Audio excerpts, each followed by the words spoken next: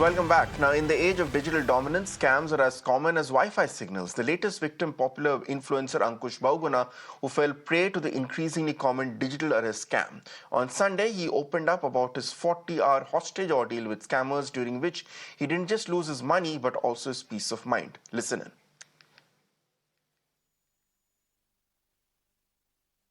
I've lost money, I've lost my mental health to this.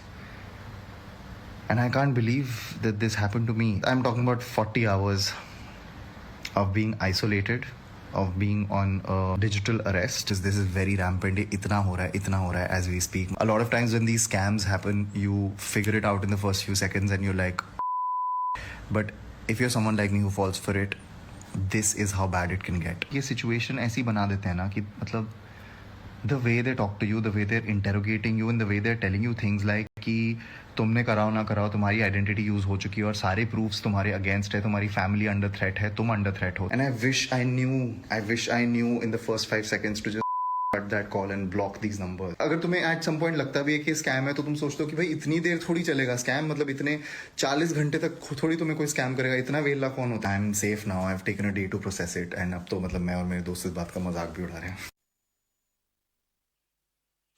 So let's quickly go across to my guest to try and understand how big a problem this has become. We have been joined by Pawan Duggal, who's probably India's foremost cybersecurity expert, Nitish Bhatia, also a cybercrime investigator, and Dr. Dendra Kumar, clinical psychologist and founder of Sai India and Ahead. Thank you all, gentlemen, for joining me on this show. Let me start with you, Ritesh.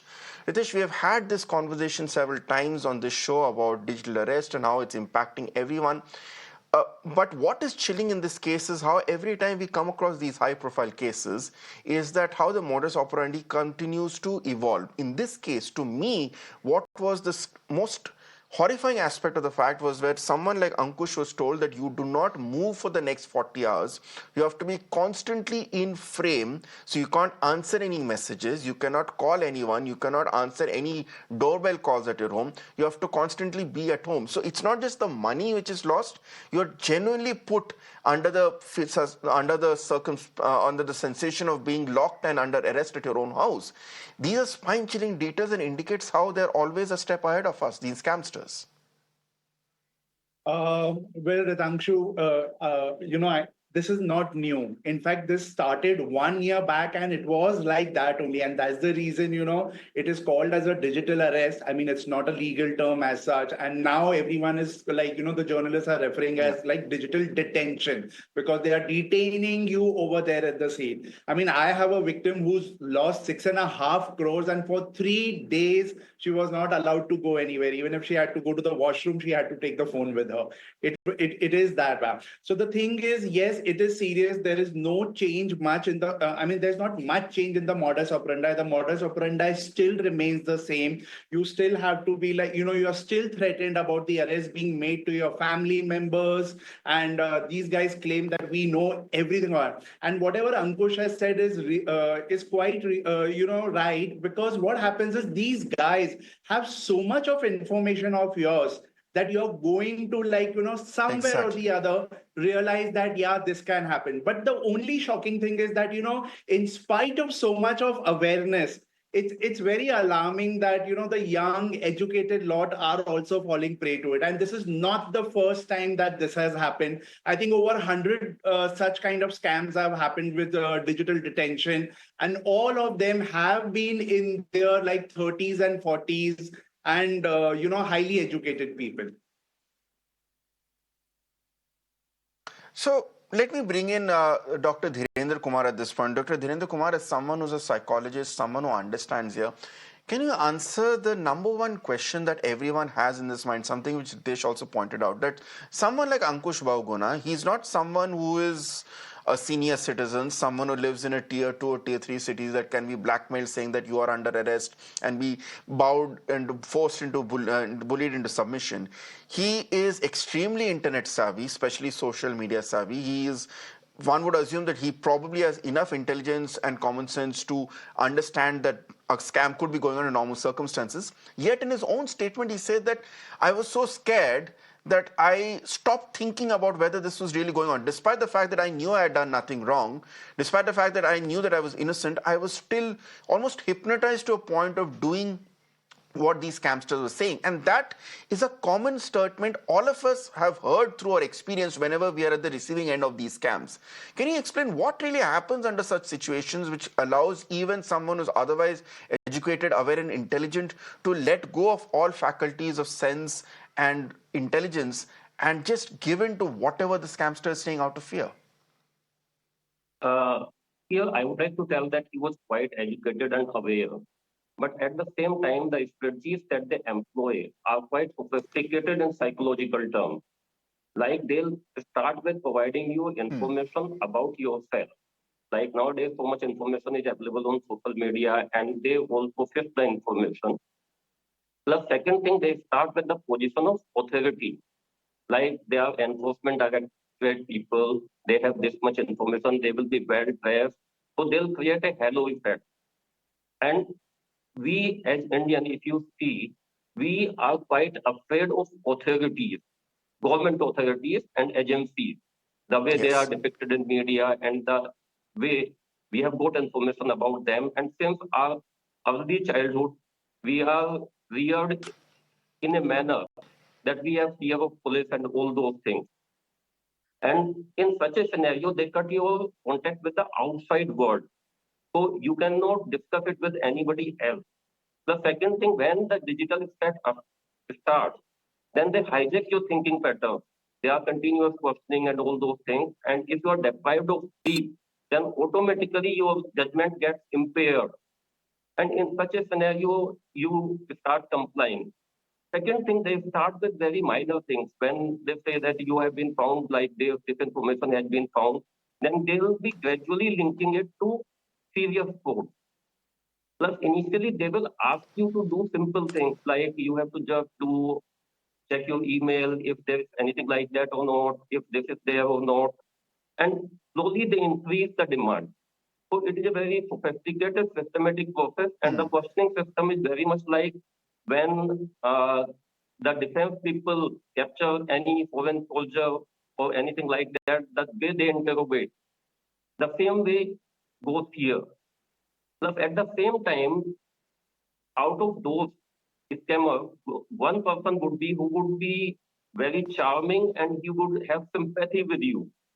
So they employ the tactics. Yeah. On one side, they are threatening, creating fear and urgency. On the other side, there is another So the very profession or classic scammer who is good cop, creating bad cop charm and routine. sympathy. So your critical thinking is hijacked and you are not able to make decisions in such a scenario. Fascinating, Dr. Kumar. The good cop, bad cop routine, and it's very interesting for us to understand and the points you made as to how the psychology gets hijacked and your decision-making process gets impaired at Dr. Dendra Kumar. You mentioned two very important points that led to someone in the case of Ankush Bahuguna getting scammed for 40 hours. One, of course, is the plethora of information about him that was relayed to him, which made it assume that that they were coming from a position of power and that they knew what was going on. Ritesh, let me brief, Ritesh, stay with us. Let me also bring in Pawan Dugal ji at this point. Mr. Dugal, the fact still remains that Ankush mentioned that these scamsters had his Aadhaar details, had his bank details, had his mobile number, his email ID, all those important details, and they bombarded him with that information, which made him realize, which often overwhelmed him to a point to understand, okay, if they have such details about me and accurate details about me, that means something genuinely has gone wrong, and these are not scamsters. Does this not indicate as to how woefully inadequate our data security systems are, that it is very possible even for a celebrity like Ankush Bahuguna's, his Aadhaar details, his bank account details to be available to anyone in the public domain? Well, the fact still remains is that at the time when we talk, India does not yet have a data protection law because the Digital Personal Data Protection Act 2023 has not yet been implemented. Only draft rules have now come up, and it'll be a couple of months since they get implemented. Also, coupled with the fact is the issue that India still doesn't have a dedicated cybersecurity law.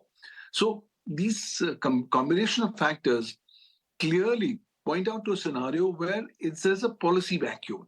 Because there's a policy vacuum, cyber criminals know that they cannot be pinned down, they cannot be exposed to criminal liability.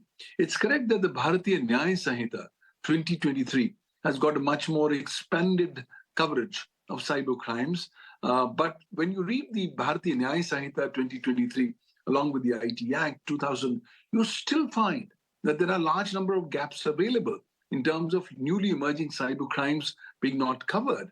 And because cyber criminals know that the law is inefficient, is not adequate, they'll end up doing these exercises.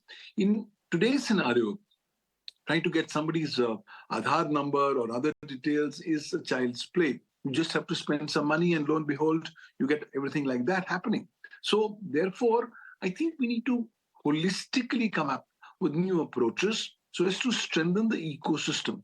And ultimately, the mindset that, look, it cannot happen to me is the wrong mindset. In fact, the mindset now needs to be reset to saying it will always or it can always happen to me. And that's what's going to make you far more aware, far more cyber resilient. I think as we move forward, we will not only have to encourage Indians to go ahead and adopt cybersecurity as a way of life, but also equally adopt with open arms cyber resilience. Let's given it as a given fact that we will be attacked. The question is, how quickly can we come back to a state of normalcy? That's of topmost importance. In this case, this celebrity who's already a celebrity in But the Mr. ecosystem. Duggal, you mentioned. Please go ahead.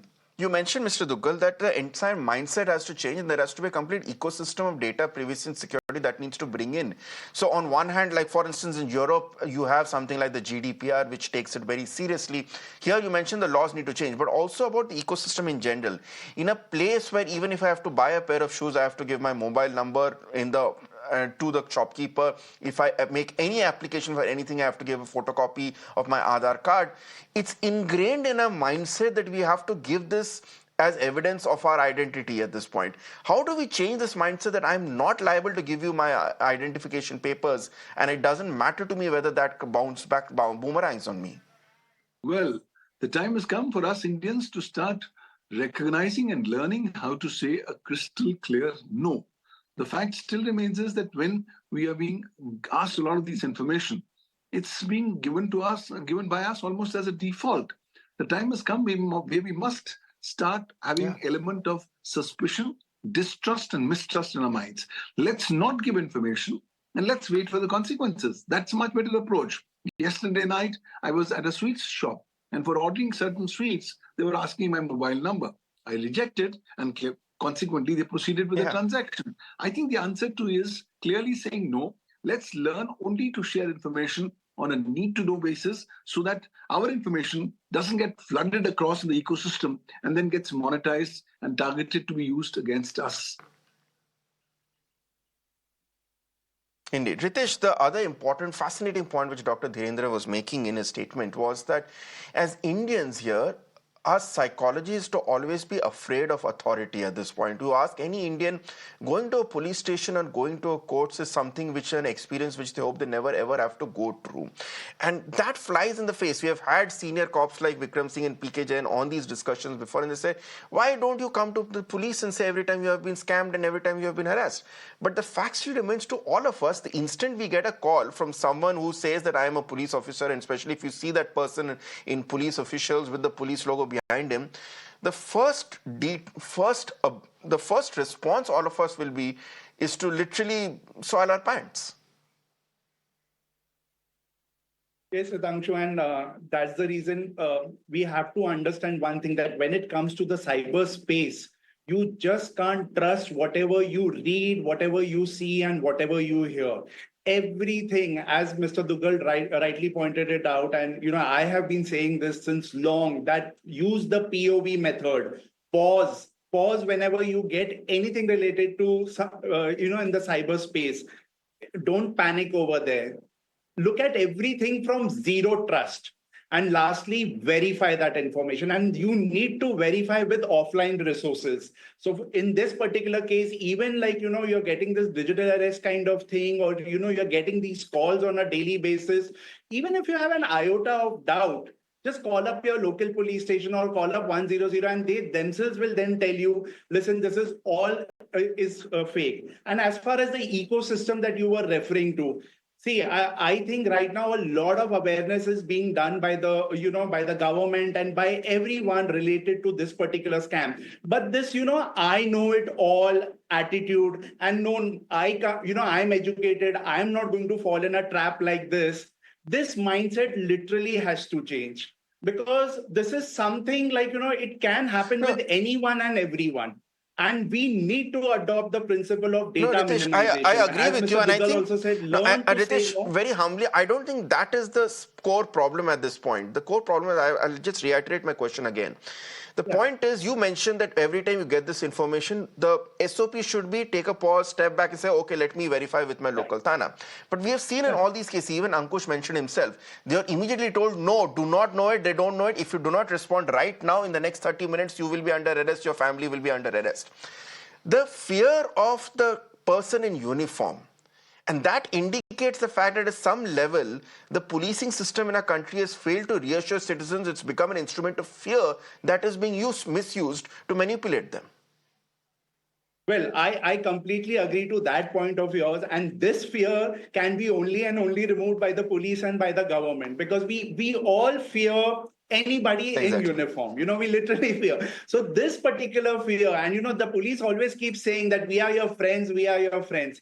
I think, I haven't seen that kind of friendship like when I go on the road or, whenever they are stressed out. I really don't see that kind of friendship because I go to the police stations very often with certain victims also. So you really need to walk the talk. So this is something that they need to do. But at the same time, in this era of deep fakes, and all these scams happening. Even Yeah. now, if the guy is there in uniform, we'll need to understand one thing: okay, this can be fake.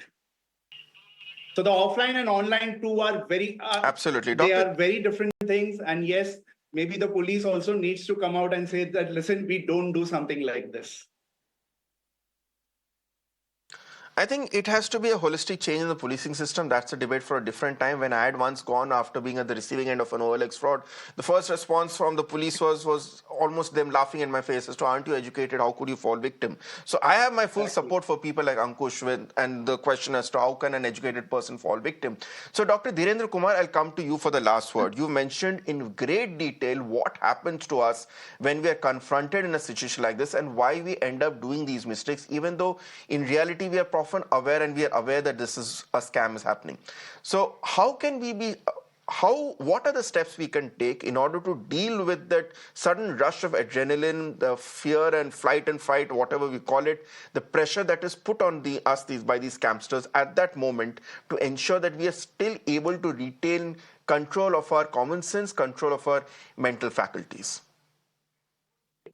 Yeah, because the techniques are quite sophisticated, it is really difficult, but it can be done. The first thing is we ask to take a Hmm. pause, but that becomes really difficult. But you can start asking yourself questions in your mind, like what will happen if I don't do this? If it is a scam, then what will happen? Basically, these two questions are very important. Second thing, you have to look from the perspective that whether the person, he or she has provided so much information, but what is the maximum thing that can happen in our country? Even if you are into an scam, and if you are aware of the strategies, then you can also find the pattern in strategies, whether they are following a particular pattern of strategies, and then you can become suspicious and you can question. The important thing is during the process, Hmm. wherever you get a pause, ask yourself questions, and the questions should be contrary to what is happening. If you follow this, then you will be able to regain your critical thinking skills and you Hmm. will be able to make a decision. The second thing, you can they can ask you to disconnect all your other devices and all those things. But what you can do, you can keep the microphone on, Hmm. and in between you can switch off your Wi-Fi network and you can make an offline call. That is the possibility. If you are aware, then you can switch off your Wi-Fi, you can disconnect your mobile network connection, Yeah. and then you can go offline for some time, and then you can do your checking. Because we usually forget that what can be the strategies that you can follow. You are connected, they are saying we are continuously monitoring you, but at the same time, you are able to switch off your Wi-Fi on the mobile from the back. So these are the simple things Exactly. that you can do to regain I your think the critical most thinking. important point I think I think the most important point is, again, I literally want to shout that out in big bold text on a screen.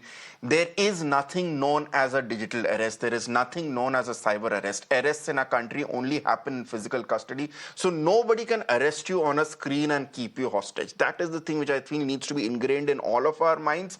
And so every time anyone tries to bring it in any sophisticated way possible, that should be the immediate red flag. Thank you so much, Dr. Dhirendra. Thank you so much, Ritesh and Dr. Pawan Dugal. Always a pleasure to have you on the show. We hopefully these shows continue to make our viewers a bit more aware and prepared to deal with these scamsters. Thanks a lot for watching. It's time for a short break. More news and updates on the other side.